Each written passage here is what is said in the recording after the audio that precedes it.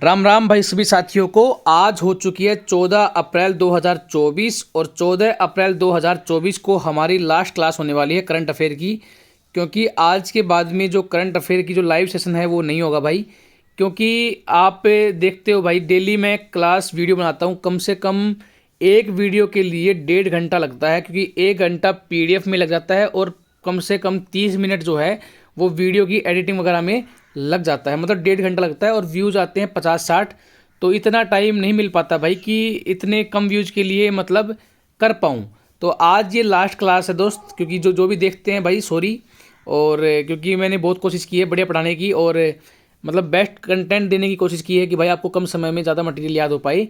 लेकिन इतनी ना तो आप शेयर करते हो और ना आप इतने मतलब लाइक वगैरह करते हो, तो कोई दिक्कत नहीं है। आज ये लास्ट क्लास है भाई।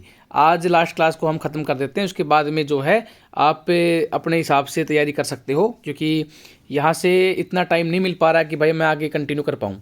तो देख लीजिए, पहला क्वेश्चन है, हाल ही में भारत और किस देश ने सुरक्षा चुनौतियों का आंकलन किया है और आतंकवाद पर विचारों का जो है वो आदान प्रदान किया है? तो ये क्या है भाई? कजाकिस्तान ने। तो याद कैसे करेंगे? तो देखिए भाई, यहाँ पर आपको सबको पता है कि जो आतंकवाद के ऊपर विचारों पर आदान प्रदान किया गया है, तो आतंकवाद की जो मेन जड़ है अपने भारत के लिए वो है पाकिस्तान। ये रहा पाकिस्तान। तो आतंकवाद के मामले में ये पाकिस्तान जो है मेन जड़ है, ये अपना इंडिया है। लेकिन कुछ और भी राष्ट्र हैं जिनसे थोड़ा थोड़ा खतरा मतलब हल्का हल्का रहता है कि भाई यहाँ पर भी कोई जासूसी वगैरह, यहाँ पर भी टेररिस्ट जो हैं वो हो सकते हैं। तो अब हमने क्या किया, हमारे इंडिया ने क्या किया, इस सीधे सीधे गए कजाकिस्तान के पास। तो भाई कजाकिस्तान के साथ में क्या कर लिया, समझौता कर लिया। तो यहाँ पे क्या होगा, इन देशों के ऊपर नज़र रख सकेंगे। क्यों? इस साइड तो इंडिया है और इस साइड है कजाकिस्तान। तो यहाँ पर क्या है, हम नज़र रख सकेंगे। तो आतंकवाद के बारे में जितनी भी सुरक्षा वगैरह है, तो इसके रिगार्डिंग भारत ने जो है वो कजाकिस्तान के साथ में अपने विचारों का जो है वो आदान प्रदान किया है। तो यहाँ से आप याद कर लोगे। अब इसके बारे में अगर देखना चाहो तो विदेश मंत्रालय की ओर से जारी एक रिलीज के अनुसार जो है वो भारत और कजाकिस्तान ने एक ज्वाइंट कार्य समूह की बैठक के दौरान आतंकवाद विरोधी चुनौतियों का आकलन किया है।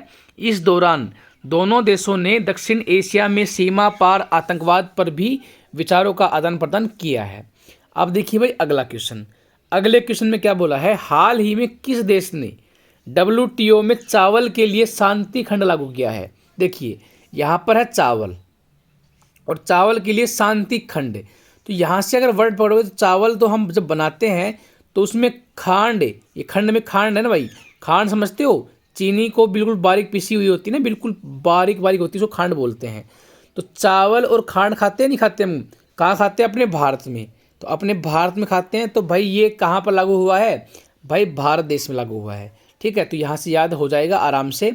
अगर बात करें तो भारत ने विपणन वर्ष 2022-23 के दौरान निर्धारित सीमा से अधिक चावल सब्सिडी का हवाला देते हुए एक बार फिर लगातार 5वीं बार WTO में शांति खंड का उपयोग किया है।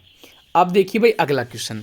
अगले क्वेश्चन में क्या बोला है, हाल ही में पूरे भारत में स्टार्टअप को सशक्त बनाने के लिए केनरा बैंक ने किस IIT के साथ में साझेदारी की है? तो देखिए भाई केनरा बैंक है, इसने क्या किया है, अब स्टार्टअप को सशक्त मतलब मजबूत बनाने के लिए एक IIT से साझेदारी की है भाई। तो IIT के मामले में अगर बात करें तो IIT मुंबई जो है वो टॉप में आती है। तो इन्होंने क्या किया, अपनी जो टॉप IIT है ना उसके साथ में क्या कर लिया, मतलब साझेदारी कर ली है। ठीक है भाई, तो यहाँ से याद हो जाएगा आराम से कि टॉप IIT के साथ में साझेदारी करी है। तो ये एक छोटी सी इन्फॉर्मेशन है, देख लीजिएगा। अब देखिए भाई अगला क्वेश्चन। अगले क्वेश्चन में क्या बोला है, हाल ही में गणगौर महोत्सव 2024 जो है वो कहाँ मनाया जाएगा? तो भाई गणगौर त्यौहार के बारे में तो आप सभी को पता भी होगा, राजस्थान का फेमस त्यौहार है। वैसे तो ये उत्तर प्रदेश में भी मनाया जाता है, लेकिन गणगौर महोत्सव जो है 2024 के लिए अभी राजस्थान में क्या है, मनाया जाएगा। तो ये जो है राजस्थान में और उत्तर प्रदेश में खासली बनाया जाता है। राजस्थान में इसकी मेन इंपॉर्टेंस कहाँ पर है? राजस्थान में। कुछ थोड़ी बहुत अपने हरियाणा में भी है और इसके जो साइड में जो एरिया लगते हैं उनमें भी है, लेकिन मेन जो है वो राजस्थान में ही है। ठीक है, तो ये तो आपको पता भी होगा। तो यहाँ पर अगर बात करें तो ये गणगौर जी के बारे में है। अब गणगौर जो है इनको गौर माता भी बोलते हैं ये भगवान शिव की पत्नी जो है वो पार्वती का ही एक रूप है, ठीक है। तो गणगौर त्यौहार जो है वो राजस्थान में और उत्तर प्रदेश में मेनली मनाया जाता है, लेकिन इनके अलावा जो आसपास के जो राज्य हैं जैसे हरियाणा हो गया, मध्य प्रदेश हो गया या फिर गुजरात हो गया, इनमें भी क्या है मनाया जाता है भाई। तो ये भी याद रख लीजिएगा।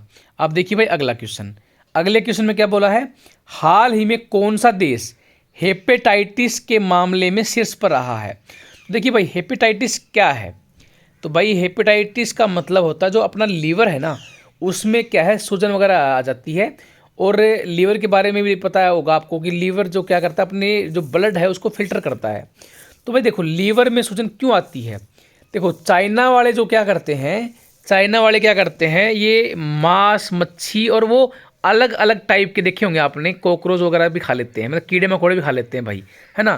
तो चाइना वाले क्या करते हैं कुछ भी खा लेते हैं, कीड़े मकोड़े जो मिलता है वही खा लेते हैं। तो उसकी वजह से क्या है उनके लीवर में क्या है प्रॉब्लम आनी स्टार्ट हो जाती है। तो हेपेटाइटिस के मामले जो हैं सबसे ज़्यादा कहाँ पर हैं भाई, चीन में है। लेकिन अब दूसरे नंबर पे कौन आता है, दूसरे नंबर पर आता है भारत। वो क्यों आता है, क्योंकि मांस की तरफ अब भारत भी क्या है ज़्यादा बढ़ावा दे रहा है। तो भाई यहाँ पर क्या है भारत जो है वो सेकंड नंबर पे है चीन के बाद में। तो ये भी आप यहाँ से याद कर लीजिएगा।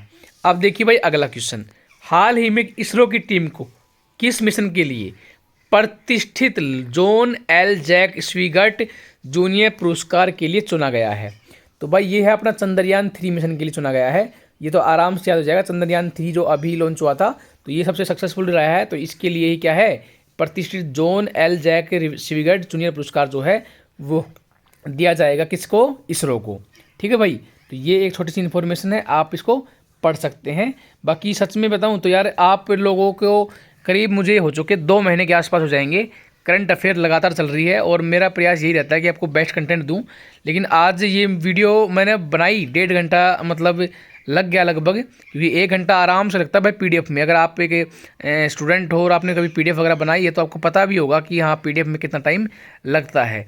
लेकिन वो जो रिस्पॉन्स जिसकी उम्मीद थी वो मिला नहीं भाई। तो अब इस कंडीशन को मतलब इस सेशन को हम आगे कर नहीं पाएंगे।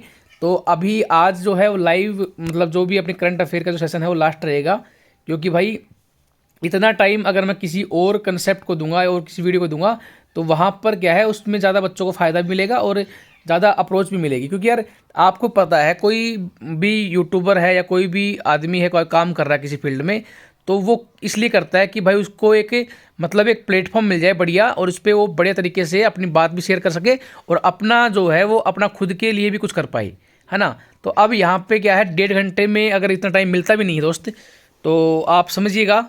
और मैं कोशिश करूँगा अगर फिर भी अगर आपकी डिमांड रहेगी भाई हाँ करंट अफेयर हमें चाहिए तो मैं मंथली बना दिया करूँगा अगर कहोगे तो, ठीक है। इसकी भी कोई ज़रूरी नहीं है, अगर आप कहोगे कि भाई मंथली बना दो तो 100-120 क्वेश्चन के आसपास जो है इंपॉर्टेंट जो रहेंगे वो मैं मंथली बना दिया करूँगा, जिससे क्या है आप एक बार पढ़ लो ट्रिक से आपके दिमाग में याद हो जाए।